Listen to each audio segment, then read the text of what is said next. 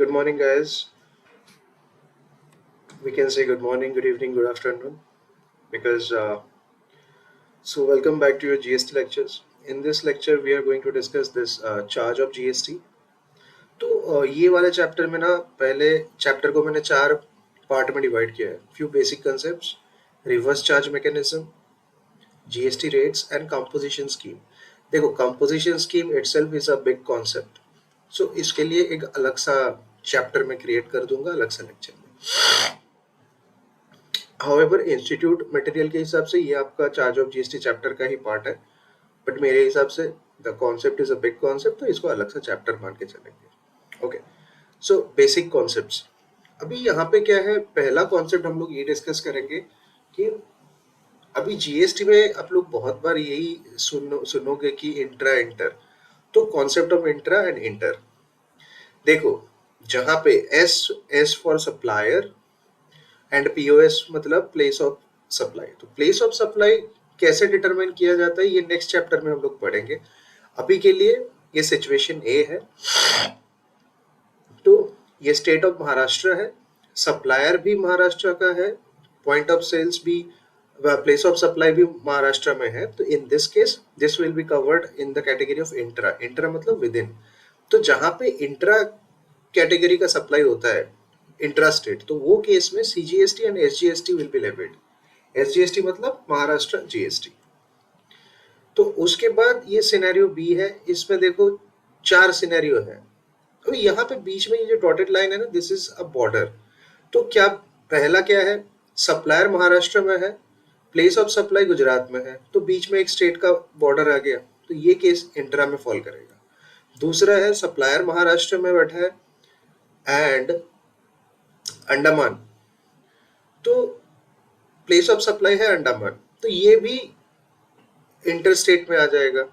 फिर सप्लायर है दमन दीव में एंड प्लेस ऑफ सप्लाई है पुडुचेरी में, ये इसके अंदर भी स्टेट का बॉर्डर आ गया. उसके बाद चौथा केस है सप्लायर बैठा है महाराष्ट्र में, प्लेस ऑफ सप्लाई है फॉरेन. अभी फॉरेन और महाराष्ट्र के बीच में तो कोई ऐसा एक्चुअल बॉर्डर है नहीं, तो ये इसको हम लोग वर्चुअल बॉर्डर मान के चलेंगे. तो बॉर्डर देखो, सप्लायर और प्लेस ऑफ सप्लाई के बीच अगर कोई बॉर्डर एग्जिस्ट करता है, be it a real border और a virtual border. Virtual border कौन से केस में होता है, देखो रियल बॉर्डर जो टैक्सेबल टेरिटरी के अंदर जो बॉर्डर है, इंडिया के अंदर वाले जो बॉर्डर है वो रियल बॉर्डर है. और वर्चुअल बॉर्डर कौन सा है, taxable territory and non taxable territory के बीच वाला जो वर्चुअल बॉर्डर है, that is non tax virtual border. Taxable territory किसको बोलते हैं, where GST law is applicable. Non taxable territory means where GST law is not applicable. For an example taxable territory whole of India and India के ऊपर air space, India का territorial waters, वो सब बाद में वो कॉन्सेप्ट सीखेंगे. And non taxable territory कौन सा होता है, तो for an example USA, America, Japan, जो भी दूसरे देश है. तो ये जो केस बी ना, ये सारे इंटरस्टेट के दायरे में आते हैं and this will be, inter means outside. तो इंटरस्टेट जहां पे कैटेगराइज होता है वो केस में IGST will be levied. IGST क्या होता है, sum total of CGST and SGST. तो समझो फॉर अ सप्लाई सीजीएसटी का रेट अगर है 14%, तो सीजीएसटी 14% प्लस एसजीएसटी 14%, तो आईजीएसटी का रेट होगा 28%. Like that the calculation is done. दूसरा कॉन्सेप्ट क्या है, types of GST laws and extent of applicability. CGST तो ये होल ऑफ इंडिया में एप्लीकेबल है. SGST natural states and union territories with state legislation. तो जो भी यूनियन टेरिटरी में उनका अपना स्टेट लेजिस्लेशन है, उनको भी हम लोग स्टेट मान के चलेंगे. ऐसा 3 यूनियन टेरिटरी है इंडिया में, दिल्ली, पुदुचेरी एंड जम्मू एंड कश्मीर, जो रेड फॉन्ट में लिखा है, इसको याद रखना. Delhi, Puducherry, Jammu and Kashmir natural states में आता है. IGST whole of India, UTGST union territories without state legislation. तो ऐसा यहाँ पे 5 यूनियन टेरिटरीज है जिनका अपना स्टेट लेजिस्लेशन नहीं है, तो उनको हम वो गवर्न होते हैं यूटीजीएसटी एक्ट में. कौन कौन सा है, Andaman and Nicobar islands, Lakshadweep, Dadra Nagar Haveli, Daman Diu, Ladakh, Chandigarh. And 6 नंबर में क्या है, any other union territory as may be specified by CG. तो ये अभी तक कोई है नहीं, आप लोग ये 5 को ही मान के चलना, अंडमान निकोबार, लक्षद्वीप, दादरा दादरा नगर हवेली, दमन दीव, लद्दाख एंड चंडीगढ़। उसके बाद अभी ये जो बार बार बोल रहे हैं ना applicable to whole of India, India का मतलब क्या है? सबसे पहले ये देखो, ये हमारा प्यारा इंडिया है, इंडियन मेनलैंड, और ये जो बॉर्डर है इसको हम लोग बेस लाइन मान के चलेंगे। ये बे ऑफ बंगाल, ठीक है, इंडिया का राइट साइड में आपको पता है बे ऑफ बंगाल है। तो बेस लाइन से 12 नॉटिकल माइल ये होता है territorial waters of India.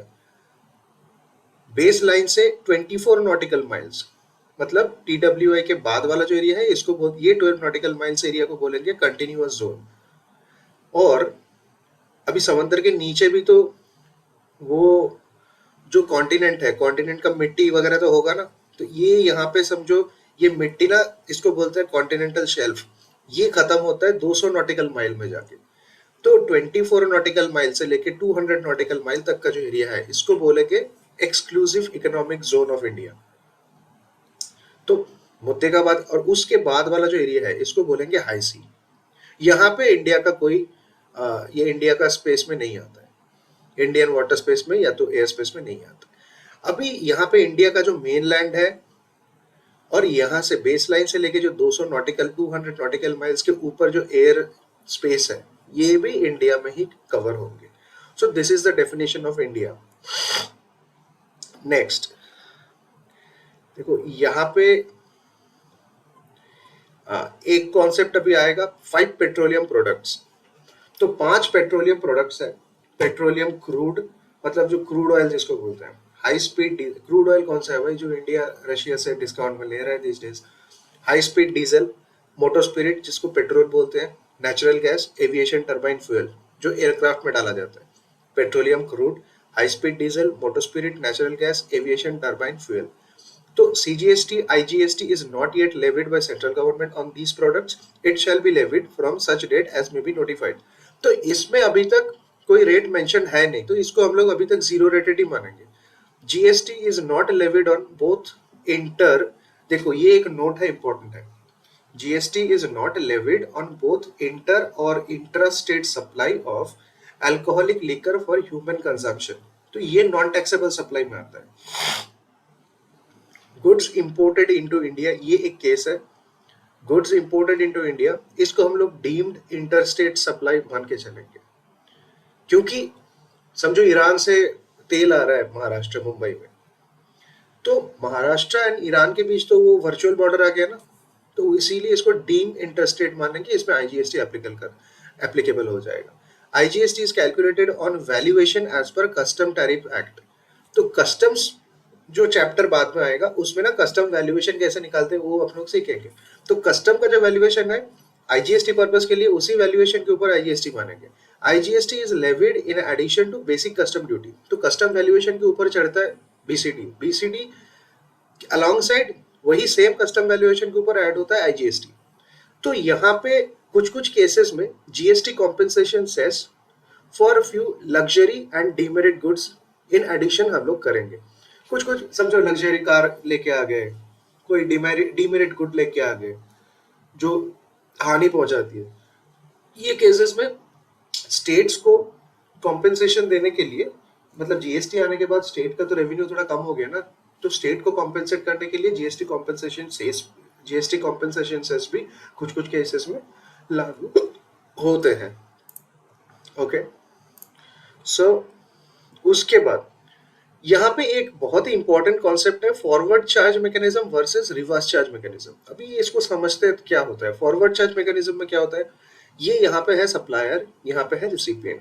Supplier ने कुछ सप्लाई किया रिसिपिएंट को, रिसिपिएंट इन रिटर्न कंसिडरेशन दे दिया सप्लायर को। तो सप्लायर जो पैसा लिया उसमें ना वो GST के साथ इनवॉइस किया है, तो GST भी उसने रिसीव कर लिया, एंड ये सप्लायर जो है वो GST पे कर देगा गवर्नमेंट को ऑन आउटवर्ड सप्लाई। तो यहाँ पे पेमेंट एंड कंप्लायंस, कंप्लायंस बोले तो पेमेंट एंड देखो payment of GST and compliance of GST। Compliance में दो part, registration and filing return. तो these things will be done by the supplier and he receives GST from the recipient along with the invoice. दूसरा case क्या है, reverse charge mechanism. यहाँ पे ये है सप्लायर, ये कुछ सप्लाई करता है ये रिसिपिएंट को, रिसिपिएंट इन रिटर्न इसको कंसिडरेशन देता है। तो रेसिपिएंट जो कंसिडरेशन देगा ना, यहाँ पे ये जो सप्लायर है ये कंसिडरेशन लेगा विदाउट जीएसटी। तो यहाँ पे रेसिपिएंट पे कर देगा जीएसटी ऑन इनवर्ड सप्लाईज। मतलब रेसिपिएंट के लिए जो सप्लाई लिया ये तो इनवर्ड सप्लाई हुआ ना, ये तो इसका परचेजेस है। तो परचेजेस में हालांकि जीएसटी पे करना चाहिए था सप्लायर को, पर यहाँ पे जीएसटी पे करेगा रेसिपिएंट। तो यहाँ पे क्या है, payment of GST and compliance with GST is with the recipient. तो रेसिपिएंट को ही हम लोग टैक्सेबल पर्सन के हिसाब से ट्रीट कर लेंगे। He also can not recover the GST from the supplier. तो रेसिपिएंट ये जो जीएसटी है ना सप्लायर से ले भी नहीं पाएगा। तो two type of RCM, RCM यहाँ पे दो तरीके का होता है। एक तो supply of specified goods and services covered under section 9 subsection 3 of CGST act. ये ही प्रीडोमिनेंटली हम लोगों का ये चैप्टर का डिस्कशन का पार्ट बना रहेगा। Supply of specified goods and services covered under section 9(3). And दूसरा क्या है, supply of specified categories of goods and services made by an unregistered supplier to specified class of registered recipient covered under section 9(4) of CGST act. तो supply of specified categories of goods and services made by an, यहां पे देखो ये supplier unregistered होना चाहिए। तो ये specific case बन गया। अनरजिस्टर्ड सप्लायर जब स्पेसिफिक कैटेगरी का कोई गुड सर्विसेज सप्लाई कर रहा है टू रजिस्टर्ड रेसिपिएंट, तो ये केस कवर हो गया सेक्शन 9(4) में। तो सबसे पहला अपना डिस्कशन का पार्ट बन जाएगा goods and services notified under RCM under section 9(3) of the CGST act. तो यहाँ पे देखो दो कैटेगरी में ये जो सेक्शन 9(3) है ना, इसमें दो कैटेगरी का कन्वर्सेशन मतलब डिस्कशन है। एक तो सप्लाई ऑफ गुड्स, दूसरा है सप्लाई ऑफ सर्विसेज। तो सप्लाई ऑफ गुड्स में देखो सप्लायर यहाँ पे कौन है, एग्रीकल्चरिस्ट। कोई भी एग्रीकल्चरिस्ट सप्लायर, और रेसिपिएंट कौन है, रजिस्टर्ड पर्सन। कोई भी एग्रीकल्चरिस्ट सप्लायर सप्लाई करता है कोई रेसिपिएंट, रजिस्टर्ड रेसिपिएंट को क्या सप्लाई करता है, tobacco leaves, raw cotton, cashew nuts, not peeled और नॉट शेल्ड और नॉट पील्ड टोबैको लीव्स। तो tobacco leaves, raw cotton, cashew nuts, ये सबका ये अगर सप्लाई कर रहे हैं कोई एग्रीकल्चरिस्ट तो आरसीएम यहाँ पे लग जाएगा। यहाँ पे रेसिपिएंट जीएसटी पे करके चलेगा। दूसरा केस क्या है, जहां पे सप्लायर कौन है, स्टेट गवर्नमेंट, यूनियन टेरिटरी और लोकल अथॉरिटी। ये लोग जो रेसिपिएंट है, रेसिपिएंट यहाँ पे कौन है, लॉटरी डिस्ट्रीब्यूटर्स और सेलिंग एजेंट। तो state government, union territory, local authority जब सप्लाई करता है लॉटरी का, कोई भी लॉटरी डिस्ट्रीब्यूटर को लॉटरी टिकट दे रहा है, ये केस में ना ये डिस्ट्रीब्यूटर आरसीएम बेसिस पे जीएसटी पे करेगा। तीसरा केस है, सप्लायर कौन है, मैन्युफैक्चरर ऑफ सिल्क यार्न। तो कोई भी सप्लायर ऐसा है जो मैन्युफैक्चर करता है सिल्क यार्न को, वो सिल्क यार्न सप्लाई करता है कोई भी रजिस्टर्ड रेसिपिएंट को। यहाँ पे रेसिपिएंट रजिस्टर्ड होना चाहिए। सिल्क यार्न सप्लाई किया तो यहाँ पे ये जो रजिस्टर्ड रेसिपिएंट है ये मैन्युफैक्चरर ऑफ सिल्क यार्न जो है उसके बिहाफ में आरसीएम के बेसिस पे जीएसटी पे करेगा।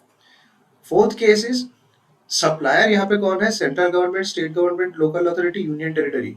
सप्लायर कौन है, central government, state government, local authority और यूनियन टेरिटरी। रेसिपिएंट कौन है, कोई भी रजिस्टर्ड पर्सन। तो सप्लाई, अभी यहाँ पे सप्लायर कौन सा चीज का सप्लाई कर रहा है, used vehicles, seized and confiscated goods. तो होता है ना कभी कभी जो आपका आरटीओ डिपार्टमेंट है वो व्हीकल सीज कर लिया, उसके बाद old and used goods, waste and scrap. तो ये सारा चीज का जब सप्लाई करेगा, used vehicle, seized and confiscated goods, old and used goods, waste and scrap, ये केस में भी जो रजिस्टर्ड रेसिपिएंट है वो आरसीएम बेसिस में जीएसटी पे करेगा। फिफ्थ केस क्या है, सप्लायर कोई भी रजिस्टर्ड पर्सन है, रेसिपिएंट भी कोई भी रजिस्टर्ड पर्सन है। सप्लायर रेसिपिएंट को क्या दे रहा है, पीएसएलसी, मतलब पहले भी हम लोग ने ये डिस्कशन किया है, प्रायोरिटी सेक्टर लेंडिंग सर्टिफिकेट। तो सप्लायर एक बैंक है, रेसिपिएंट दूसरा बैंक है। तो बैंक वन क्या कर रहा है, प्रायोरिटी सेक्टर लेंडिंग सर्टिफिकेट दे रहा है बैंक बी को। तो ये केस में जो रेसिपिएंट बैंक है ना, रेसिपिएंट बैंक आरसीएम बेसिस में इसको जीएसटी पे करके चलेगा। उसके बाद ये डिस्कशन अपना ये चैप्टर का सबसे इंपॉर्टेंट डिस्कशन जाएगा, supply of services specified under section 9(3). तो इसमें supply of services, GTA service बहुत इंपॉर्टेंट है एग्जाम पर्सपेक्टिव के लिए, ये एक अच्छा डिस्कशन होगा। उसके बाद service of renting of motor vehicles to carry passengers, ये भी एक अच्छा डिस्कशन है। Then few services by advocates and all. ये देखो यहाँ पे नोट्स थोड़ा मेरा जम्बल्ड अप हो गया है, तो ऑब्वियसली ये सिक्योरिटी सर्विसेज है। So like that there are in total 19 services. तो 19 सर्विसेज ये हम लोग एक स्पेसिफिक ये डिस्कशन करके चलेंगे। तो फिलहाल उसके बाद मैं आता हूँ रेट्स ऑफ जीएसटी में। तो जीएसटी में दो तरीके का सप्लाई होता है, एक तो सप्लाई ऑफ गुड्स और सप्लाई ऑफ सर्विसेज। गुड्स के केस में सीजीएसटी और आईजीएसटी दो ही पॉसिबिलिटी है, CGST plus SGST and IGST. तो गुड्स का केस में ना seven seven rates are there. 0.125%, यही इंटू 2 कर दो, 0.25% आईजीएसटी में आ जाएगा।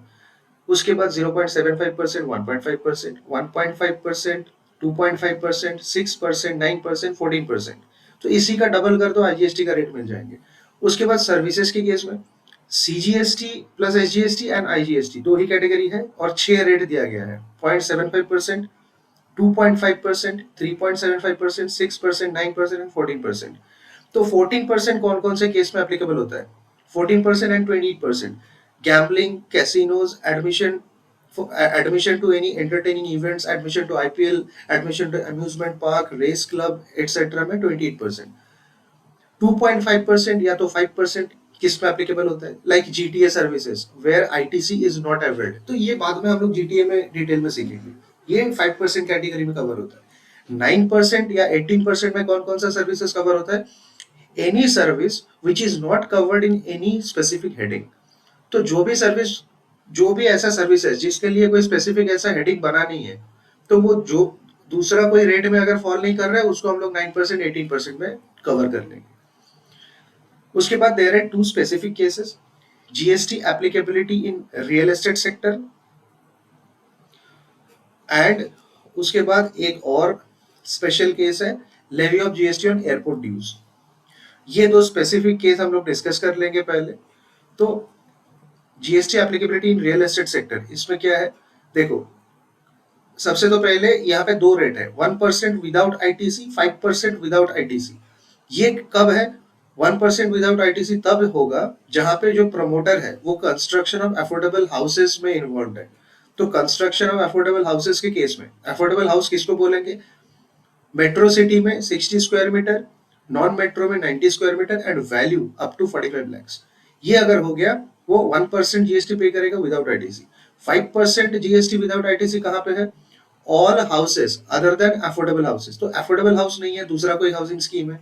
एंड कमर्शियल शॉप्स और ऑफिसेस। तो आपको पता है ना, कोई भी रेजिडेंशियल बिल्डिंग बनता है उसके नीचे कमर्शियल शॉप्स, ग्राउंड फ्लोर में, फर्स्ट फ्लोर में, सेकंड फ्लोर में ऑफिस बिल्डिंग, कमर्शियल स्पेसेस बनता है। तो those commercial shops, offices in a residential project in which carpet area of commercial apartments, मतलब जितने भी शॉप्स है, ऑफिसेस है, वो सबका कारपेट एरिया को क्लब करेंगे।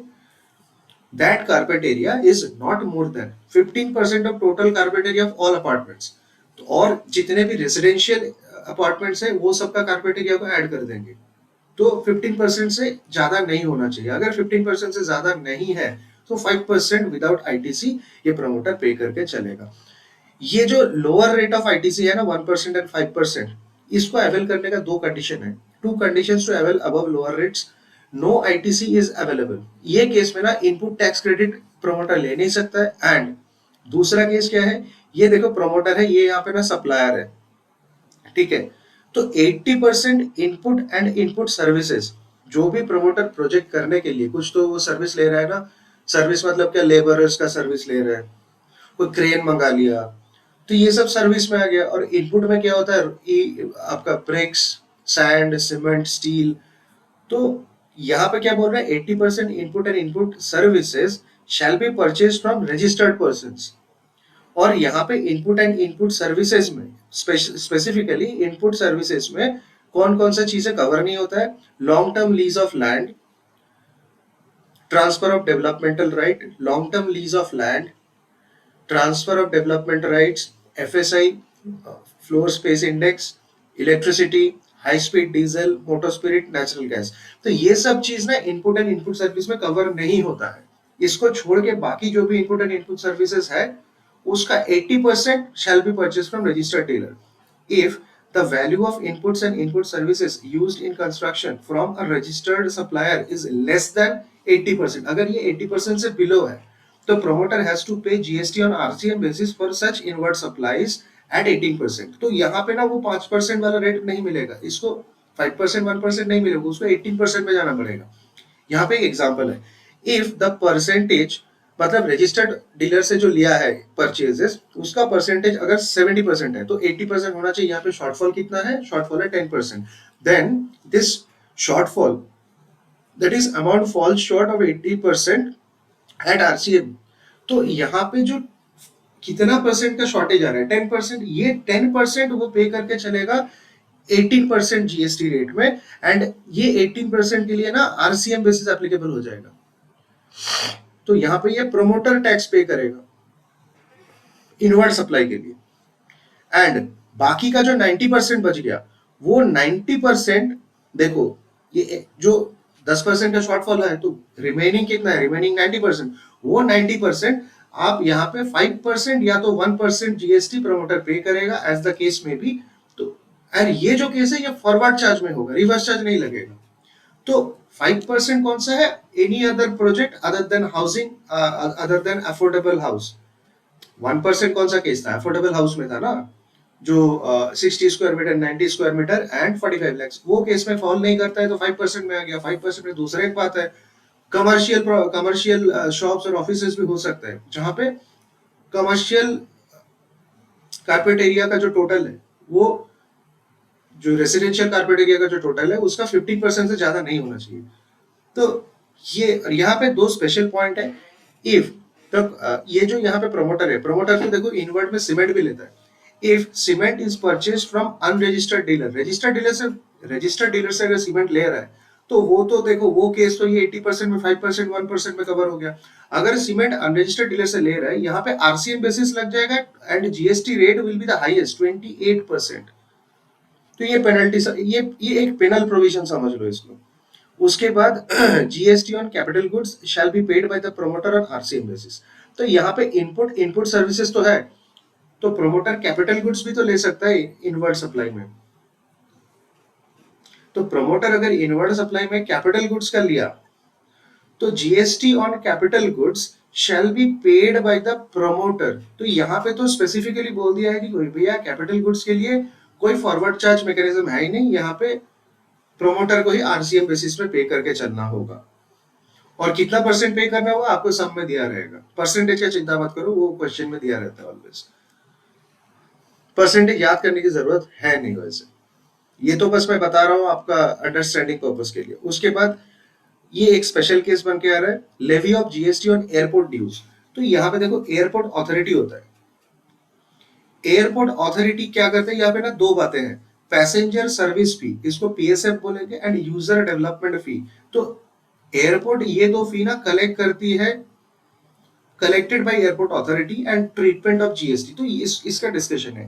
तो एयरपोर्ट जो सर्विसेज दे रहा है पैसेंजर्स को to use the airport premises, तो इसके बदले ना पैसेंजर ये passenger service fee and user development fee airport को पे कर दिया, बट एयरपोर्ट को ना डायरेक्टली पैसेंजर पे नहीं करता है। PSF and UDF pays to airlines.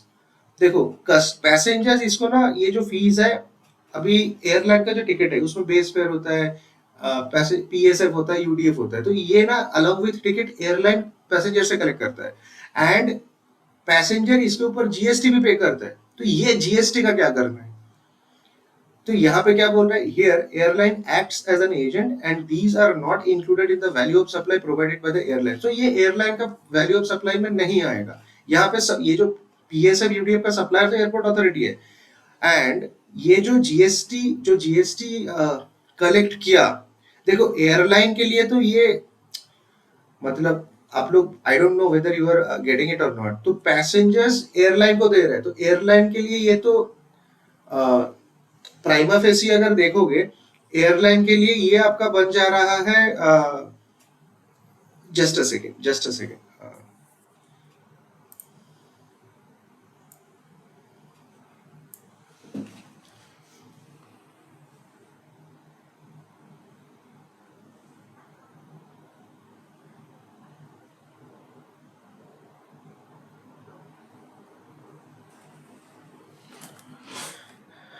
yeah.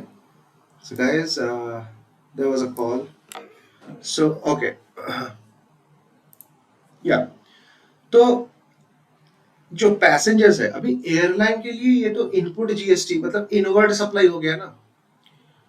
तो अभी यहाँ पे क्या है, airline shall not take ITC on GST collected for PSF. ये जो पैसेंजर सर्विस फी है और एंड यूजर डेवलपमेंट फी है, ये तो कस्टमर्स तो इनके साथ साथ एयरलाइंस को उसका जीएसटी कंपोनेंट भी पे करके चल रहे हैं। तो ये बोला जा रहा है कि airline shall not take the input tax credit on this GST collected and the airport of, यहाँ पे क्या बोल रहे हैं, एयरपोर्ट ऑपरेटर जो है मतलब airport authority, they will liable to pay the GST. यहाँ पे एक दूसरा डायग्राम मैंने बना के रखा है, ये है एयरपोर्ट ऑथोरिटी। सबसे पहले तो पैसेंजर, एयरलाइन पैसेंजर को इनवॉइस देता है अलॉन्ग विद द टिकट, इसमें base fare, PSF, UDF plus GST, ये सारा कंपोनेंट मेंशन रहता है।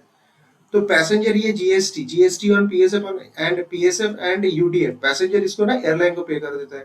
एयरलाइन क्या करता है, ये GST collected on PSF UDF pass on कर देता है एयरपोर्ट अथॉरिटी को। Airport authority will pay this GST to government. और यहाँ पे इनपुट टैक्स क्रेडिट कौन क्लेम कर सकता है, एनी रजिस्टर्ड पैसेंजर। ये जो पैसेंजर है एंड कंज्यूमर, यहाँ पे कौन है, यहाँ पे एंड कंज्यूमर पैसेंजर है। एनी रजिस्टर्ड पैसेंजर, पैसेंजर के पास जीएसटी रजिस्ट्रेशन होना चाहिए। तो ऐसा कोई पैसेंजर जिसके पास जीएसटी रजिस्ट्रेशन है, ही कैन अवेल और he can claim input tax credit on GST paid on PSF और यूडीएफ। ठीक है, मतलब पैसेंजर का बिजनेस है, वो जीएसटी में रजिस्टर्ड है, इसका तो वो इनवर्ड सप्लाई हो गया ना। वो कोई उसका कोई एम्प्लॉय जा रहा है टू अटेंड सम सेमिनार और ट्रेनिंग, तो ये जो जीएसटी उसने पे किया इनवर्ड में, वो जो आउटवर्ड सप्लाई जब दे रहा है तो वहां से वो आईटीसी का सेट ऑफ मांगेगा। तो गाइज ये था अपना ये स्पेसिफिक डिस्कशन, एंड इसके बाद we will start with our core part of this chapter, that is supply of services under section 9(3), मतलब आरसीएम बेसिस में जो सर्विसेज होती है उसका डिस्कशन हम लोग यहाँ पे करके चलेंगे। तो guys, before that I want you guys to recapitulate whatever we have learned so far. So please try to understand this thing, and for that time being I will give you a short break, and post break we will resume the session. Okay.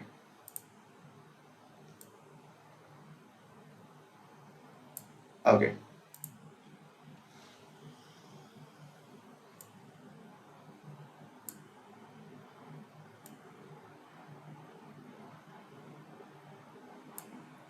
Sure.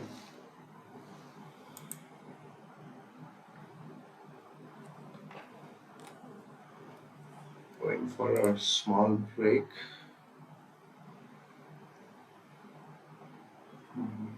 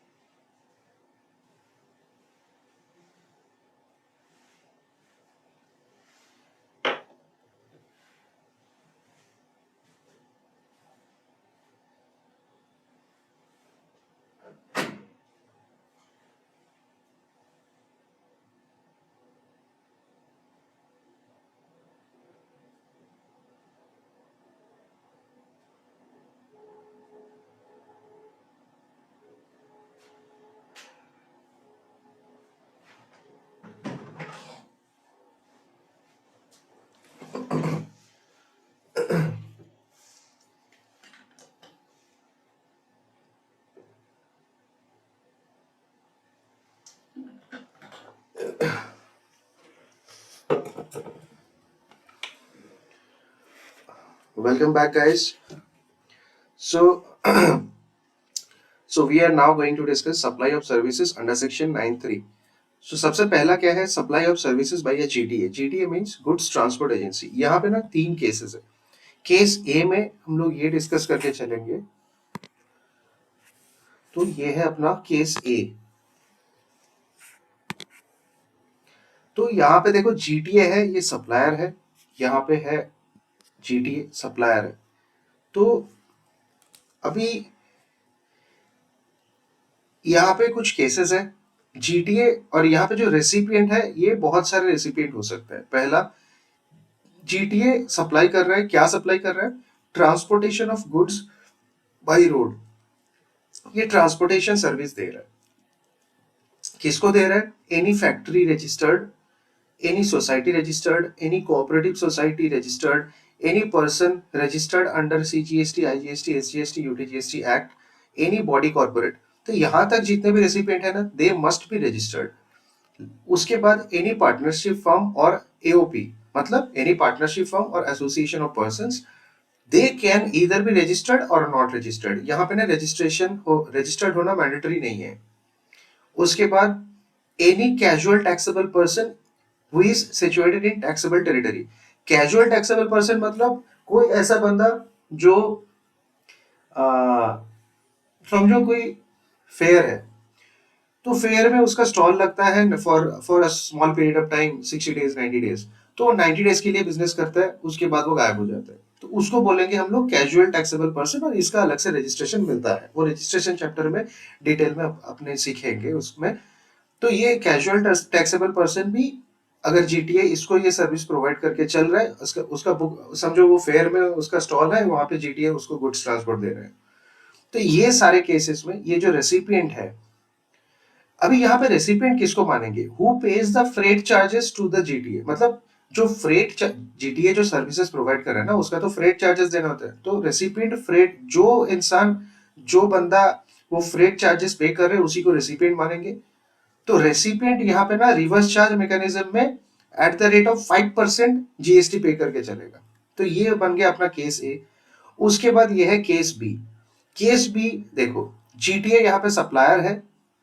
कौन सा service दे रहा है? Transportation of goods in a goods carriage by road. Same service दे रहे हैं. Recipient क्या है, कौन है?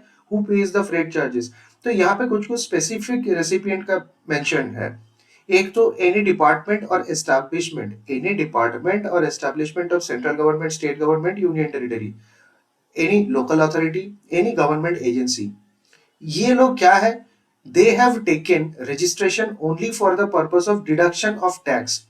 तो ये जो बंदे हैं ना, ये जो गवर्नमेंट एजेंसीज है, they have taken GST registration only for the purpose of deduction of tax under section 51, and they are not making any taxable supply of goods and services.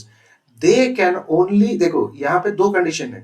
They have only taken registration to provide exempted services and registered under section 51 to deduct tax. ये अगर इनका motive है, तो ऐसे recipient को अगर GTA ये service देके चल रहा है, तो ये केस में अभी यहाँ पे देखो, यहाँ पे जो जीटीए है तो ये वाले जो केस है, इसमें जीटीए देखो, जीटीए है, जीटीए हैज टेकन रजिस्ट्रेशन. तो यहाँ पे दो कंडीशन है. जीटीए यहाँ पे ना फॉरवर्ड चार्ज मैकेनिज्म में टैक्स लगेगा, रिवर्स चार्ज नहीं लगता है केस बी में. तो इसमें ना जीटीए के पास दो ऑप्शन है. एक तो ऑप्शन 1, जीटीए 12% रेट में जीएसटी पे करेगा, एंड ये केस में GTA can avail input tax credit. Option 2 क्या है? 5% में जीएसटी पे करेगा, but GTA can not avail ITC. तो GTA has taken registration and he has exercised the option to pay tax on GTA services on forward charge. तो GTA registration, GTA के पास GST registration होना चाहिए, and he has exercised the option to pay tax on GTA services in relation to transport of goods supplied by him under forward charge mechanism. ये condition होना चाहिए. मतलब ये option 1 और option 2 लेने के लिए ये दो कंडीशन है. दूसरा, the supplier has issued a tax invoice. यहाँ पे सप्लायर कौन है? GTA. The supplier has issued a tax invoice to the recipient charging CGST at the applicable rates and has made the prescribed declaration on such invoice. तो GTA यहाँ पे जो recipient है GTA, यहाँ पे रेसिपिएंट को क्या करके चलेगा, यहाँ पे जो जीटीए है ये रेसिपिएंट को टैक्स इनवॉइस देगा। टैक्स इनवॉइस में ये जीएसटी कलेक्ट करेगा। कौन सा रेट है, एक तो 5% या तो 12%, ये दोनों रेट में जीएसटी टैक्स इनवॉइस में कलेक्ट करेगा। एंड टैक्स इनवॉइस में लिखा होगा कि कौन सा ऑप्शन लिया है उसने। ओके तो 5% 12% दो ऑप्शन ये केस में मिल जाएगा। Definition of casual taxable person, ये रजिस्ट्रेशन ऑफ जीएसटी चैप्टर में, ये रजिस्ट्रेशन ऑफ जीएसटी चैप्टर में हम लोग डिटेल में इसको पढ़ के चलेंगे। तीसरा केस है यहाँ पे जीटीए के केस में, केस 3। यहाँ पे जीटीए सप्लायर है और जीटीए, देखो सप्लायर जीटीए है, रेसिपिएंट कौन है, अनरजिस्टर्ड इंडिविजुअल एंड कंज्यूमर। तो यहाँ पे रेसिपिएंट कौन है, कोई भी अनरजिस्टर्ड इंडिविजुअल एंड कंज्यूमर और अनरजिस्टर्ड कैजुअल टैक्सेबल पर्सन। ऊपर वाला जो कैजुअल टैक्सेबल पर्सन था ना, ये बंदा रजिस्टर्ड था। नीचे वाले केस में क्या है, any unregistered individual and consumer और अनरजिस्टर्ड कैजुअल टैक्सेबल पर्सन। ये केस में जीटीए अगर ये केस में गुड्स ट्रांसपोर्टेशन सर्विस प्रोवाइड कर रहा है तो ये सर्विस ना जीएसटी में एग्जम्प्ट हो जाएगा। तो आई थिंक जीटीए वाला डिस्कशन आप लोगों को समझ में आया होगा। उसके बाद अपना स्पेशल केस दूसरा है, service of renting of motor vehicles to carry passengers. तो यहाँ पे सबसे इंपॉर्टेंट है, इफ देखो यहाँ पे देखो केस, एक तो केस 1 है, दूसरा है केस 2, दो केसेस है। सबसे पहले सप्लायर कौन है, any person not being a body corporate. तो सप्लायर बॉडी कॉर्पोरेट नहीं है, कोई भी ऐसा पर्सन है जो बॉडी कॉर्पोरेट नहीं है, and does not issue an invoice charging CGST at the rate 6% to recipient। दो कंडीशन है, जो सप्लायर है वो कोई भी any person not being a body corporate and he does not issue any invoice charging GST. और यहाँ पे रेसिपिएंट कौन है, एनी बॉडी कॉर्पोरेट रेसिपिएंट है। रेसिपिएंट बॉडी कॉर्पोरेट है और ये बंदा बॉडी कॉर्पोरेट नहीं है। कौन सा सर्विस दे रहा है, renting of motor vehicles, and in बदले में रेसिपिएंट उसको कंसिडरेशन दे रहा है। यहाँ पे कंसिडरेशन में ये एक इंपॉर्टेंट कंडीशन है, the consideration shall include cost of fuel. जो फ्यूल जल रहा है वो भी उसमें आना चाहिए। और यहाँ पे देखो ये अगर केस फॉर्म होता है, यहाँ पे रिवर्स चार्ज मैकेनिज्म में 5% जीएसटी रेसिपिएंट चार्ज करेगा। तो ये केस में ये जो सप्लायर है जो मतलब रेंटिंग ऑफ मोटर व्हीकल्स दे रहा है, तो यहाँ पे एक और सप्लायर 1 बैठा होगा। देखो आईटीसी यहाँ पे क्या मैंने लिखा है, ITC availed for similar invert supplies only. मतलब ये जो सप्लायर है ये है supplier 2। Supplier 2 can avail ITC only for similar inward supply. Similar inward supply क्या है, तो कोई ऐसा यहाँ पे सप्लायर 1 है, इससे ना ये बंदा सप्लाई ले रहा है, मतलब कोई भी सप्लायर 1 से इसने कोई मोटर व्हीकल लिया, मोटर व्हीकल ऑन रेंट लिया या तो लीज में लिया। मोटर व्हीकल या तो रेंट में लिया और लीज में लिया तो सिमिलर सप्लाई हो गया। वो सप्लाई आगे ये यहाँ पे वही व्हीकल को रेंट में दे रहा है रेसिपिएंट को। तो ऐसा जो इनवर्ट सप्लाई है इसके लिए वो सिर्फ आईटीसी बुक कर सकते हैं, दूसरा कोई भी इनवर्ट सप्लाई के लिए वो आईटीसी नहीं ले सकता है। यहाँ पे एक इंपॉर्टेंट बात है, if the body corporate takes passenger transportation service. देखो पैसेंजर ट्रांसपोर्टेशन सर्विस डिफरेंट है और renting of motor vehicles different है। If the body corporate takes passenger transportation service, it will not be a service of renting। देखो यहाँ पे it will not be a service of renting of motor vehicle for a specific duration। ये जो renting of motor vehicles है ना, ये एक specific duration के लिए होता है। मतलब यहाँ पे सप्लायर बोला कि 4 दिन के लिए मैं आपको ये बस दे रहा हूँ, इसमें इतना फ्यूल का खर्चा लगेगा, इतना मेरा चार्जेस है, सब मिलाकर आप मेरे को 20,000 दे देना। बट पैसेंजर ट्रांसपोर्ट सर्विसेज में क्या होता है, ये भाई साहब ऐसा कुछ बात बोलेगा नहीं कि मोटर व्हीकल का रेंट दे दो, ये बोलेगा आपका 20 पैसेंजर है, एक एक पैसेंजर का 2000 करके आप 40,000 दे दो। तो ये वाला जो सेकंड केस है ना, it will fall under forward charge mechanism. दूसरा केस जहां पे बन के आ रहा है, ये रिवर्स चार्ज में नहीं जाएगा, मतलब पैसेंजर ट्रांसपोर्टेशन सर्विस अगर केस बन गया वो फॉरवर्ड चार्ज में जाएगा। केस टू क्या है? केस टू है, देखो, एक तो है सप्लायर सुओमोटो ऑप्ट्स टू पे जीएसटी। सप्लायर खुद से ही बोल रहा है कि भाई मैं यहाँ पे जीएसटी पे कर दूंगा। या तो दूसरा केस क्या है, supplier is a body corporate. तो पहला केस में जहां पे सप्लायर बोल रहा है मैं खुद जीएसटी पे कर दूंगा, ये वाला केस में कोई भी बॉडी कॉर्पोरेट, मतलब जो रेसिपिएंट है, रेसिपिएंट में कोई भी बॉडी कॉर्पोरेट अगर है, एनी रेसिपिएंट, तो ये केस में ये भाई साहब 12% में फॉरवर्ड चार्ज मैकेनिज्म में जीएसटी पे कर देगा, सप्लायर पे करेगा। दूसरा केस, और supplier is a body corporate, मतलब यहाँ पे जो बंदा मोटर व्हीकल, यहाँ पे कौन सा, यहाँ पे सर्विस कौन सा दे रहा है, रेंटिंग ऑफ मोटर व्हीकल लिखा नहीं है, आप लोग बोलोगे यार कौन सा सर्विस दे रहा है,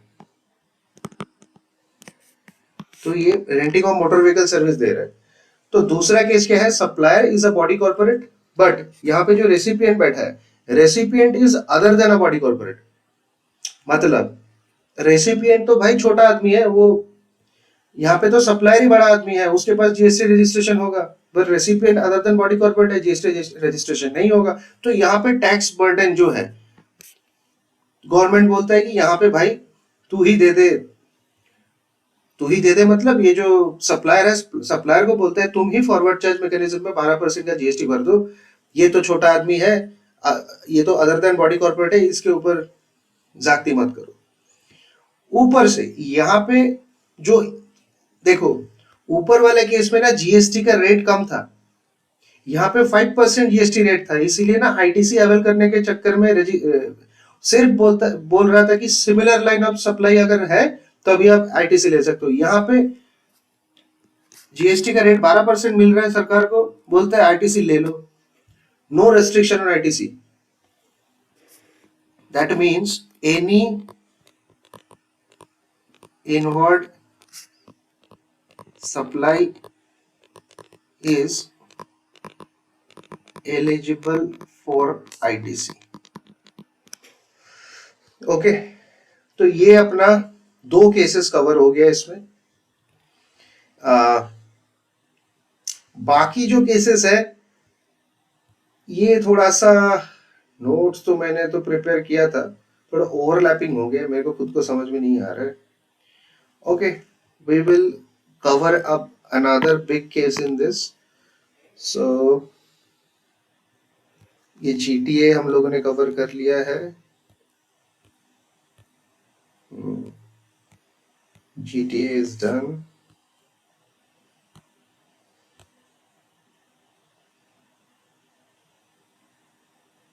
एक और बड़ा इंटरेस्टिंग सा केस है, वो मैं ना यहाँ पे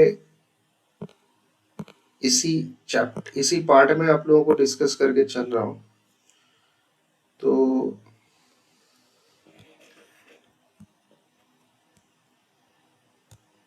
just a second,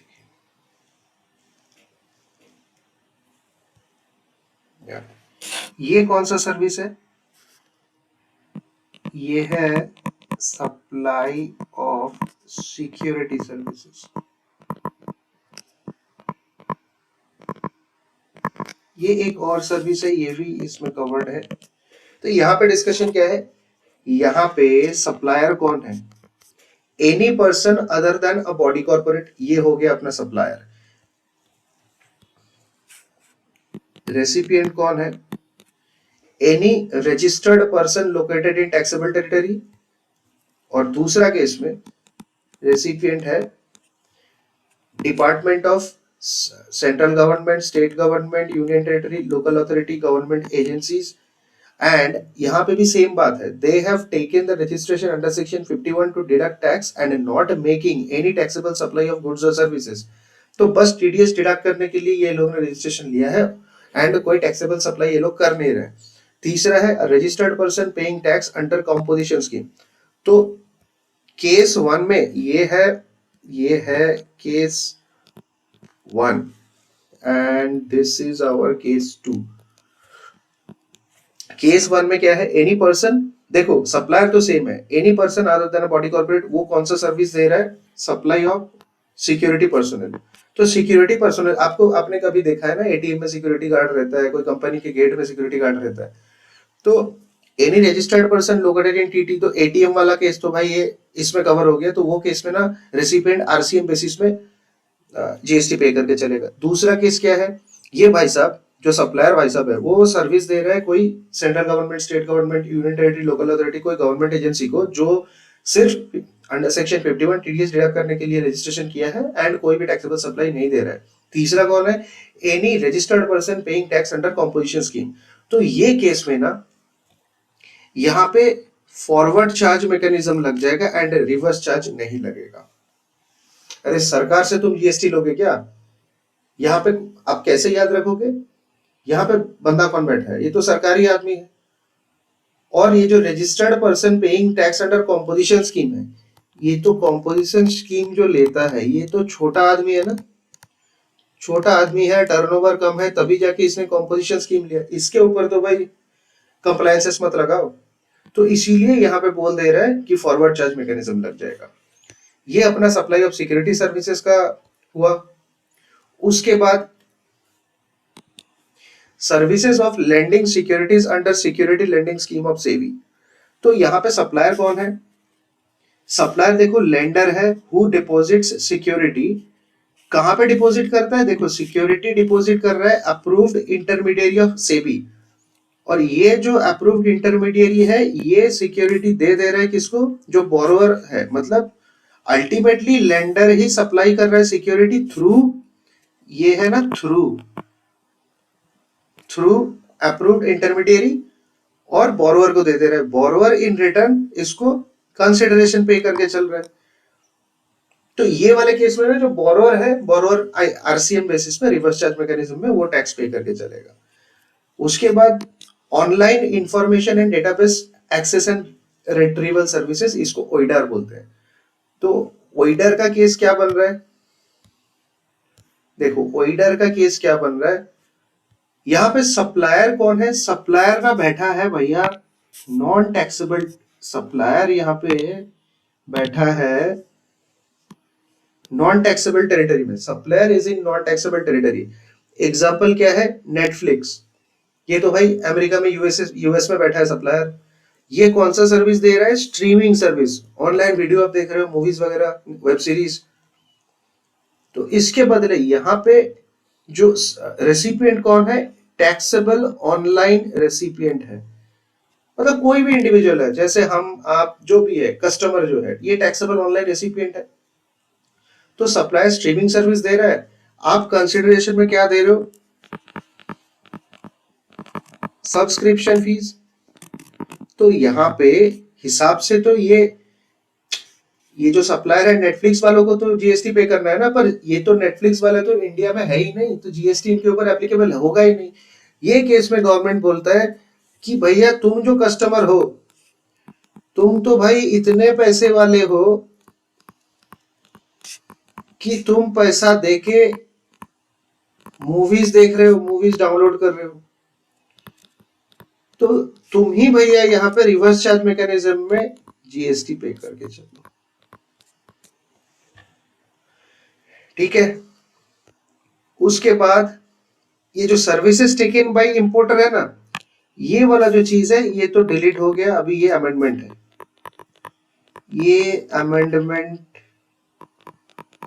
है। अमेंडमेंट में इसको हटा दिया गया है, डोंट वरी, इग्नोर इट।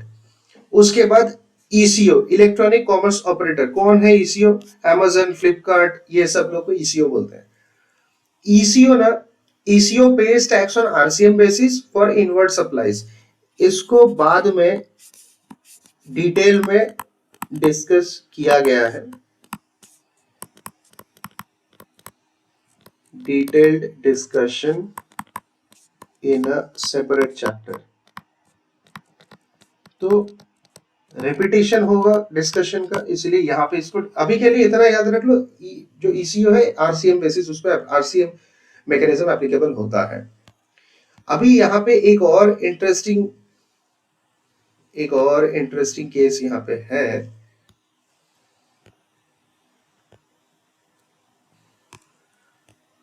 ये क्या हो गया?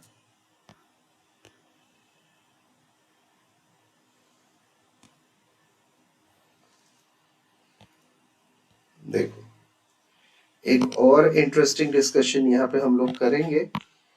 तो ये डायरेक्टर का जो सर्विस होता है, ये जो यहाँ पे बोल रहा है ना, services supplied by central government, state government, union territory, local authority, renting of immovable property, ये यहाँ पे ना एक छोटा सा अमेंडमेंट है।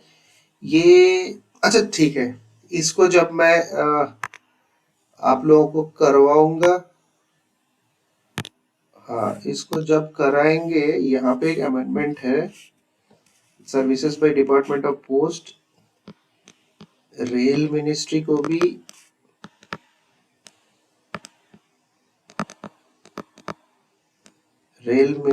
यहाँ पे ना ये लोगों ने ऐड किया है। ठीक है, तो ये वाला तो अभी के लिए रहने दो। आज का ये लेक्चर में मैं ये कवर करके चलूंगा।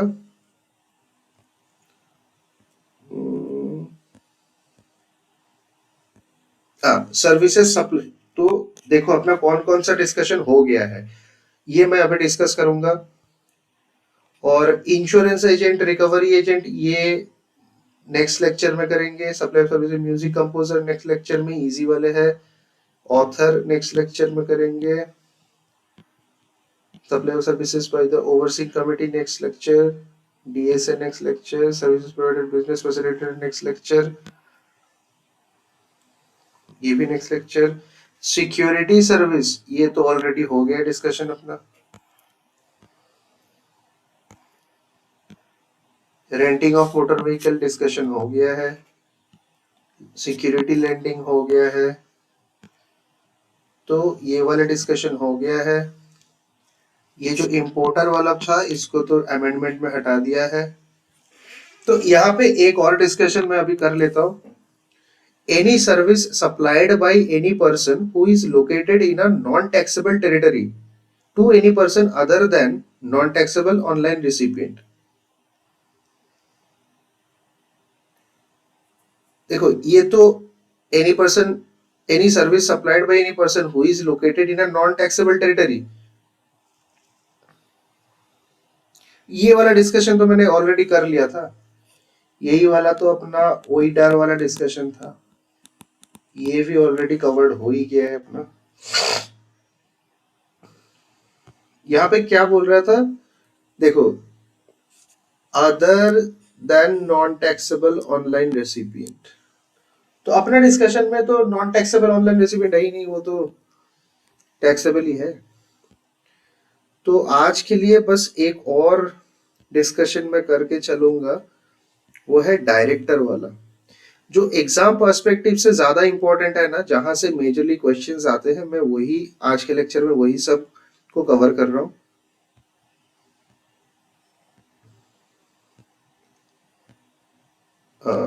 Where is the director?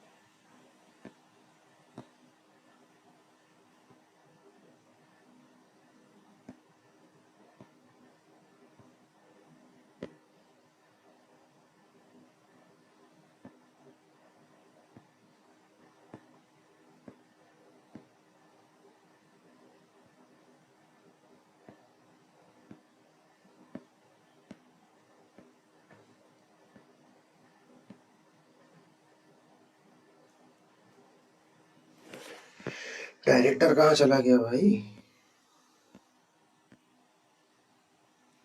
GTA, अच्छा ये GTA को यहाँ पे मार्क कर देता हूँ कि ये हो गया है। एडवोकेट वाला नेक्स्ट लेक्चर में करेंगे। स्पॉन्सरशिप, स्टेट गवर्नमेंट,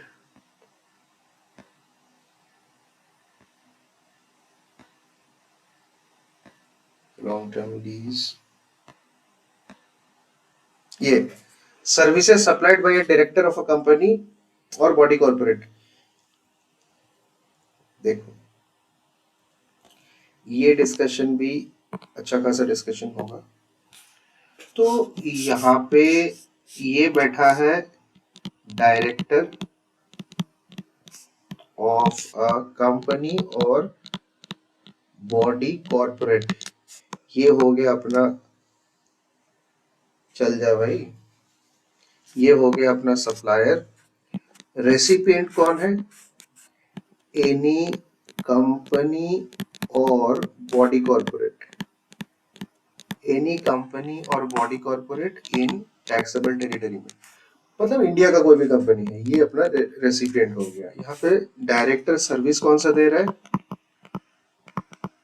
डायरेक्ट कर रहे हैं, वो डायरेक्शन दे रहा है ना, तो डायरेक्शन सर्विस दे रहा है।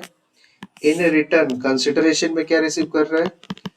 Sitting fees, any remuneration. तो ये हो गया पूरा कहानी।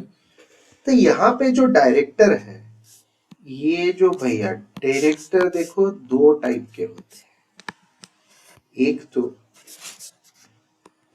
Independent directors, non executive directors, ये लोग ना एम्प्लॉय नहीं है। दूसरा कौन है? एग्जीक्यूटिव डायरेक्टर्स, ये लोग एम्प्लॉय ऑफ द कंपनी है।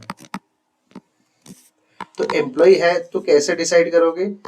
टीडीएस अगर अंडर सेक्शन 192 डिडक्ट हो रहा है तो एम्प्लॉयर एम्प्लॉय रिलेशनशिप में आ गया। ये केस शेड्यूल 3 में आ गया तो यहां पे ना एग्जेम्प्ट हो जाएगा, तो इसमें नो जीएसटी एट ऑल। ये जो दूसरा केस है इंडिपेंडेंट डायरेक्टर, यहाँ पे एम्प्लॉयर एम्प्लॉय इसमें कवर नहीं हुआ, यहाँ पे टीडीएस ना डिडक्ट होगा 194, यहाँ पे टीडीएस डिडक्ट होगा 194 जे में as a profession, as a professional service दे रहा है ना, तो इसमें डिडक्ट होगा। ये वाला जो केस है, ये वाला केस, ये डायरेक्टर वो वाले डायरेक्टर है, 194 जे वाले डायरेक्टर है। तो ये केस में यहाँ पे आरसीएम लग जाएगा कंपनी को, कंपनी विल पे जीएसटी। तो ये हो गया डायरेक्टर सर्विस।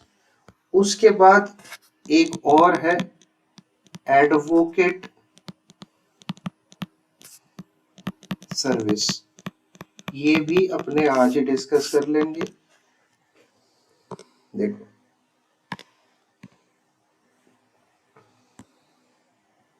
क्या हो गया, तो ये एडवोकेट है,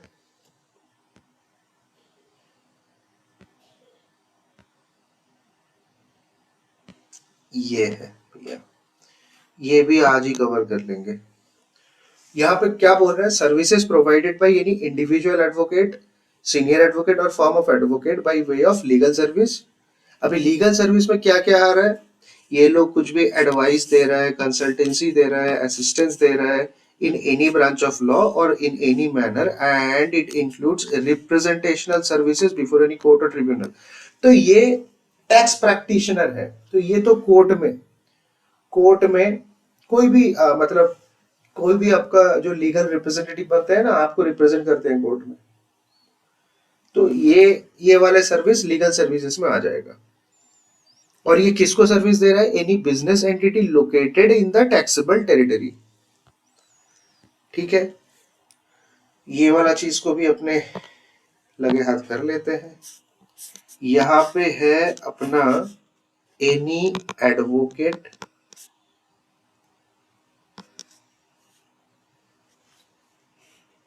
यहाँ पे बैठा है, क्या हो गया, एनी एडवोकेट, सीनियर एडवोकेट और फर्म ऑफ एडवोकेट, ये कौन हो गया, सप्लायर हो गया।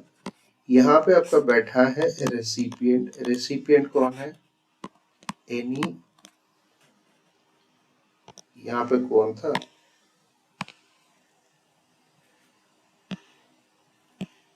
एनी बिजनेस एंटिटी, तो यहाँ पे रेसिपिएंट है any business entity, any business entity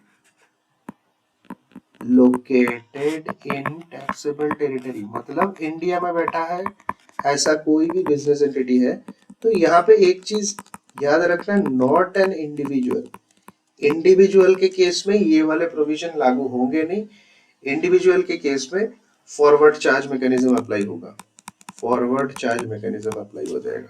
तो ये यहाँ पे लीगल सर्विस दे रहे हैं इनको, बदले में ये इनको फीस पे कर रहे हैं। तो ये वाले केस में ना, ये जो बिजनेस एंटिटी है ये आरसीएम बेसिस में जीएसटी पे करके चलेगा। दूसरा केस क्या बन गया, दूसरा केस यहाँ पे ये बन जाता है, ये यहाँ पे एडवोकेट, सीनियर एडवोकेट और फर्म ऑफ एडवोकेट हो गया। यहाँ पे बैठा है एनी इंडिविजुअल कस्टमर, ये यहाँ पे लीगल सर्विस दे रहा है, यहाँ पे इसको फीस पे करके चल रहा है। ये केस में सप्लायर यहाँ पे एडवोकेट है। तो ये केस एक्चुअली कवर है नहीं अब हमारा सिलेबस में, तो इसको डिस्कस करते नहीं है इसमें, ठीक है। तो अपना ये एडवोकेट सर्विस डिस्कशन हो गया। नेक्स्ट हम लोग ये एक छोटा सा डिस्कशन यहाँ पे है, services supplied by an arbitral tribunal to a business entity. तो यहाँ पे ये तो बड़ा सीधा सा बात है, इसमें तो डायग्राम की भी जरूरत नहीं है, हालांकि मैं दिखा देता हूँ। यहाँ पे आर्बिट्रल ट्रिब्यूनल ये है सप्लायर, और यहाँ पे एनी बिजनेस एंटिटी इन टैक्सेबल टेरिटरी, यहाँ पे भी देखो इंडिविजुअल नहीं है, इंडिविजुअल का केस ये इसमें एप्लीकेबल नहीं होता। आर्बिट्रल ट्रिब्यूनल क्या कर रहा है, सर्विसेज दे रहा है, बदले में फीस मिल रहा है। ये केस भी ना बिजनेस एंटिटी जो है ये आरसीएम बेसिस में जीएसटी पे करके चलेगा। तो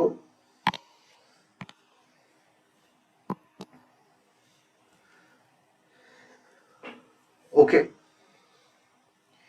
तो अभी यहाँ पे देखो हम लोगों का डिस्कशन में कौन कौन सा स्पॉन्सर, ये स्पॉन्सरशिप, ये टू बी डन ये हो गया, बाकी ये बाकी रह गया 4 5, 1 2 हो गया था, 4 5, 5A, 5AA, 5B, 5C, 6 हो गया था, 7 8, music composer, author, RBI overseeing committee, TSS, business facilitator, business agent और बिजनेस कोरेस्पोंडेंट, बाकी 15 16 तो अपने डिस्कस कर लिए। तो छोटा सा ही डिस्कशन बाकी रह गया। तो guys, I really feel that this discussion would be of help to you. So let me just check once.